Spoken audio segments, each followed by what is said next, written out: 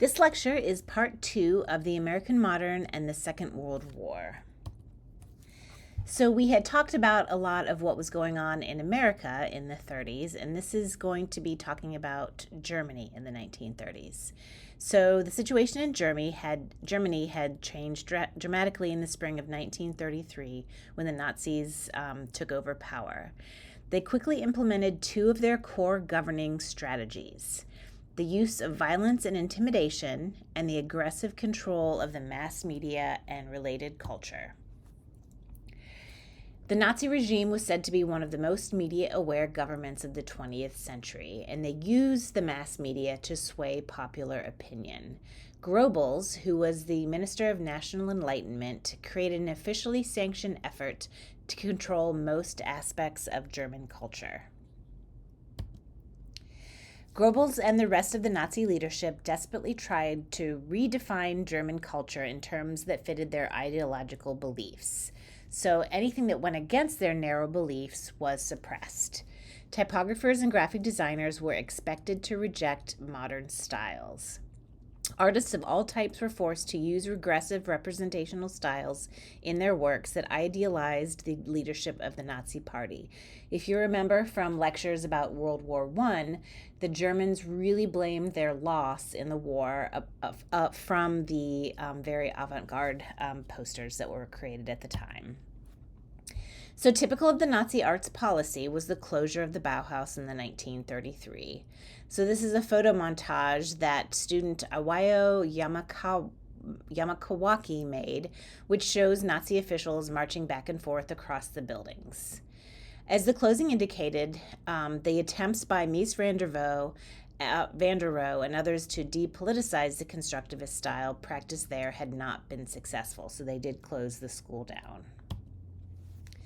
The Bauhaus style was allied both with communism and with a commitment to universalism that contradicted the Nazis' government's desire to grow strong nationalist ideology.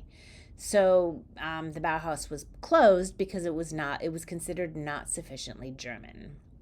However, the cultural program overseen by Goebbels was not entirely one of suppression, as many graphic designers were employed by the government in order to promote its policies as well as the general reputation of the Nazis.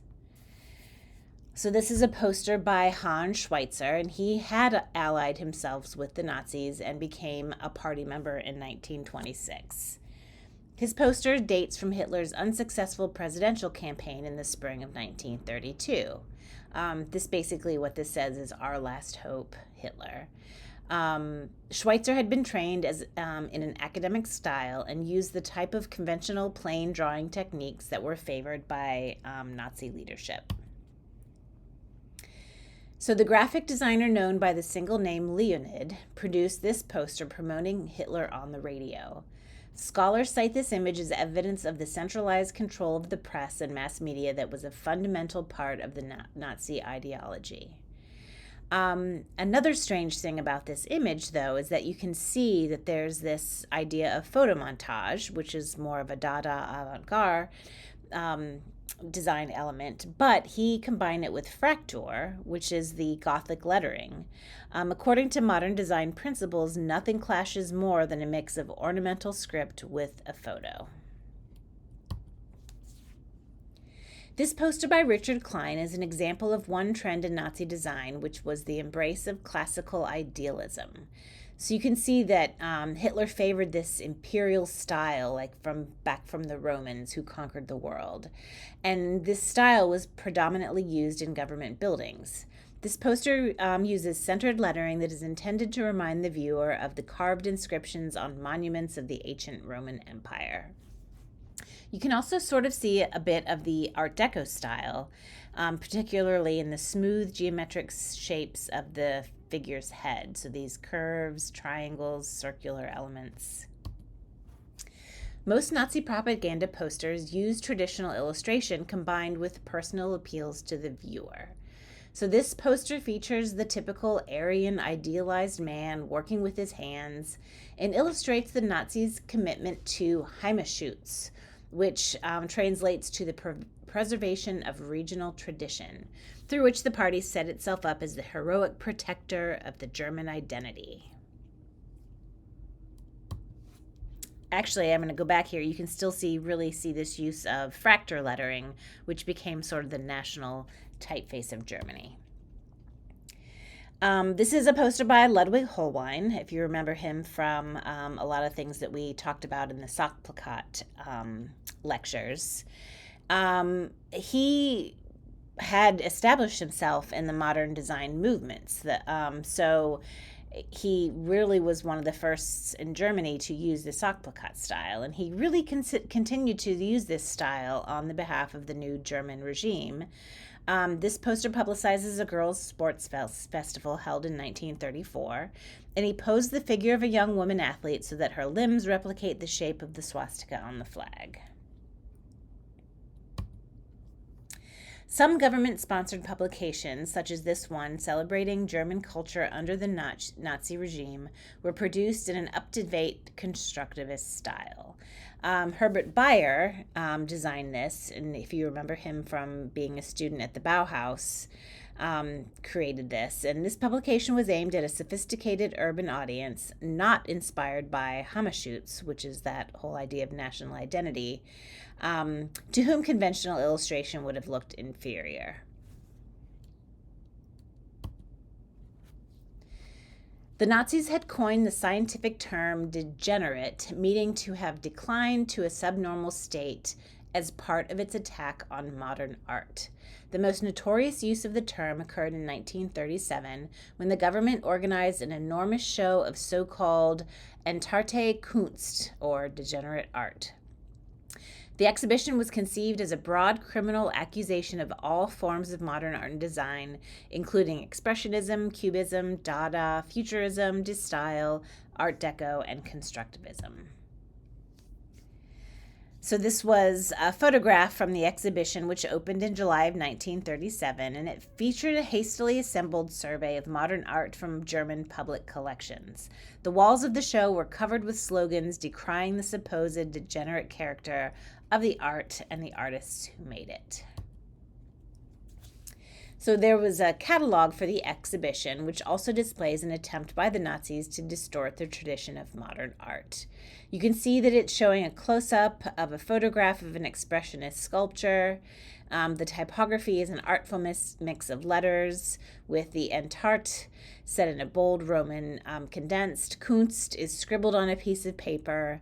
An exhibition is set in the new type of fractor. So all of the different types are used to reinforce the different message carried by each word or phrase. So this is a poster by Wirt Haller, and it was created in a constructivist style in order to mock the practices of modern design pursued at the Bauhaus. If you could translate the text refers to the exhibition featuring work that is both Bolshevik and Jewish, two terms which were unfortunately often applied to progressive modern artists regardless of their political sympathies or religious identity. They also used Futura, which was a satirical jab at Elisitsky's Beat the Whites with the Red Wedge, which further fuels the attack on the more avant-garde artists. So you can see here, this is the piece done by Elisitsky. So there was an ongoing debate in Germany over the use of Roman type versus fractal lettering, which gained new momentum under the Nazis. So if you remember from the new typography, Jan Schishold asserted that fractal was a dangerously nationalist form of lettering. Paul Renner, who designed Futura, did sometime produce text using fractal, but the majority of the German public did not even really care one way or the other. So this was just really a movement that only the German government cared about. So after the Nazis seized power, they quickly instituted a policy in which all official government publications had to be printed in fractal. If you remember, fractal is not that easy to read.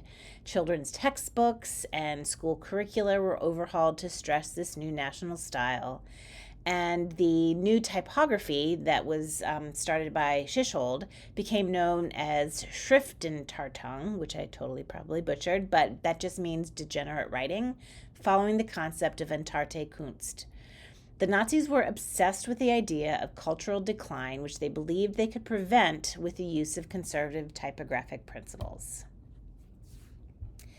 So this is a typeface called Deutschland typeface, designed by an anonymous designer.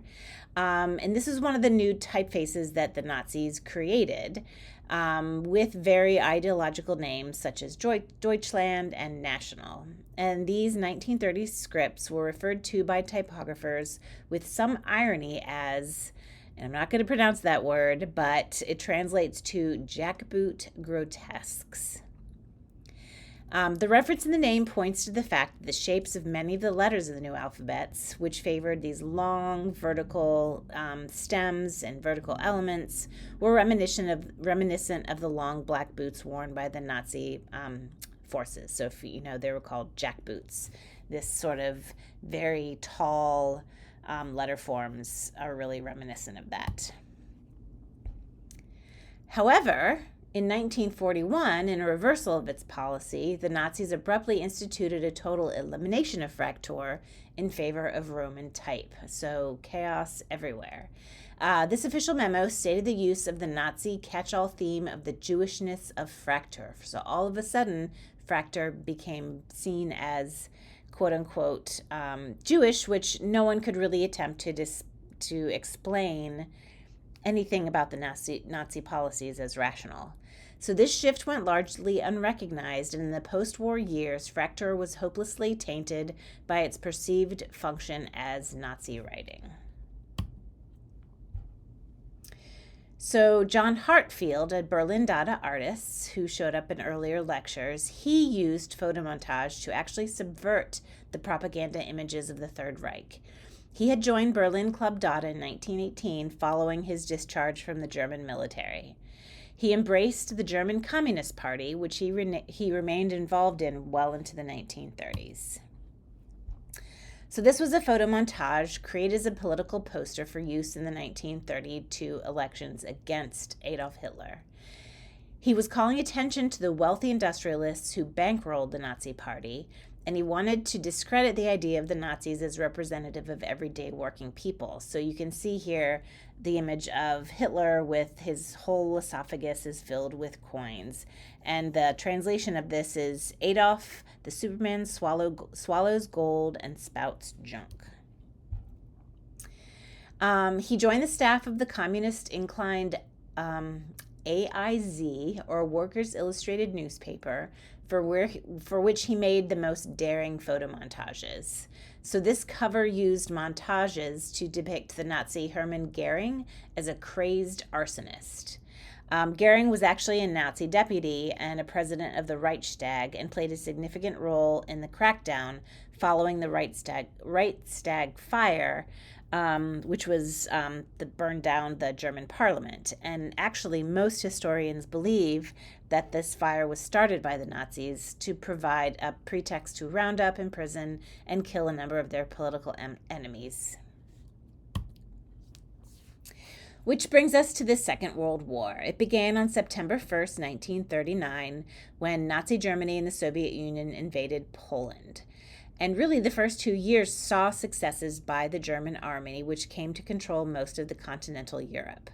However, by 1941, Hitler opened a second Eastern Front against his former ally Russia, and in 1941 was also when the United States joined the Allied cause, having previously provided Britain with a lifeline of military supplies.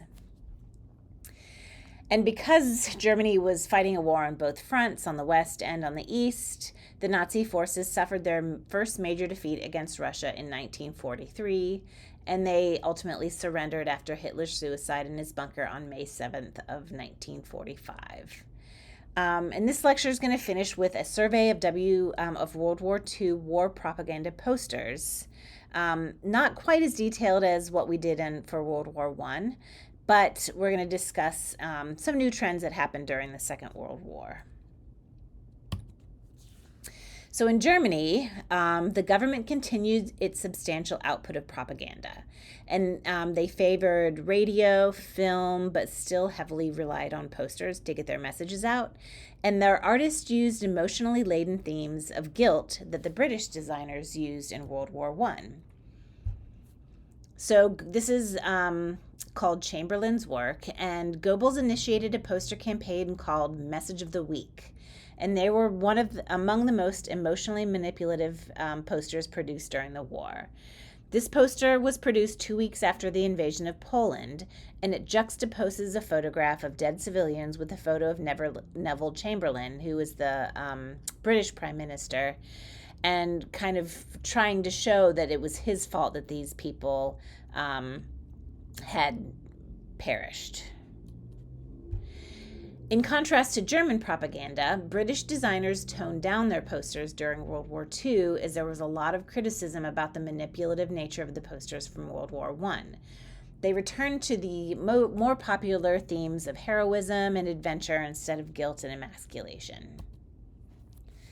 So this is a poster called Mightier Yet, and in this example, the text attempts to lift morale on the home front through a positive message that is reinforced by the image of soaring Spitfires. There was also a much more widespread use of photography in the posters during the Second World War. This is another poster that celebrated the heroism of the Royal Air Force in the Battle of Britain when they managed to hold German forces at bay during the summer of 1940. The white lettering is placed so that it looks like skywriting on a blue sky. The all-caps sans serif lettering emphasizes Winston Churchill's inspiring words while seamlessly meshing the modern photographic image. So really a very, very powerful example of text and image being integrated.